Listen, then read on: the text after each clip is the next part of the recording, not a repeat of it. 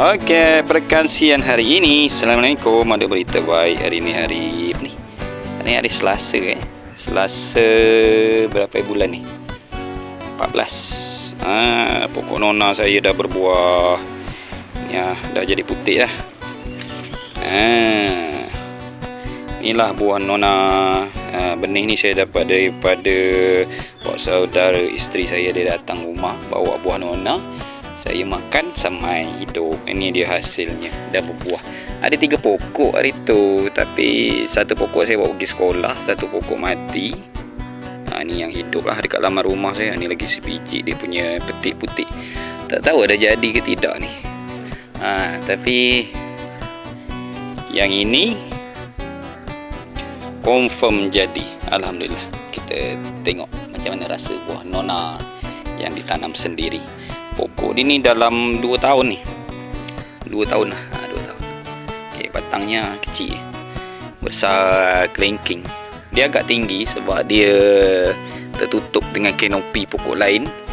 Hari tu saya tebang pokok kaliandra dekat situ. Alhamdulillah dia naik dan dapat cahaya matahari, hasilkan buah. Ini pokok apa? Pokok belimbing madu ni memang macam ni ya. Tengok buah dia. Oh ya Allah. Belimbing madu. Ini kenapa? Sebab kenapa ada banyak sangat buah ni? Sebab ni ada kelulut. Hari ni saya operasi sedut madu. Kalau tengok keliling kan, banyak madu. Sayangnya kelulut ni dia dah naik topping. Padahal ni hive ni memang saiz cantik. Tak tahu, mungkin sebab sebelum ni dia duduk dekat cucu air kat situ. Mungkin dia lembab, dia tak selesa, dia naik atas. Alhamdulillah ada madu kita sedut Okey, ni pokok ni lah. Pokok belimbing madu. Tengok bunga dia. Ya Allah, banyaknya. Kalau nampak lah. Agak silau penuh ni bunga. Ini lagi satu. Ni Thoracea. Okey, tengok. Bunga. Ni saya baru pruning hari tu.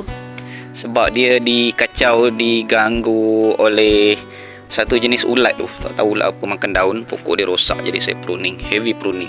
Tengok sampai ke dahan. Dia berbuah dia. Tu kelulut. Nampak? Ada kelulut terbang tadi. Tengok sampai ke batang. Batang tak ada. Dahan lah ni. Dahan. Okey. Ni sampai ke dahan bunga ni. Dia keluar tunas terus keluar bunga. Nampak ni. Keluar tunas terus keluar bunga.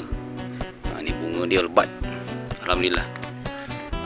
Ada 3 dalam pagar ni, ada 3 pokok. Dekat luar pagar pun ada.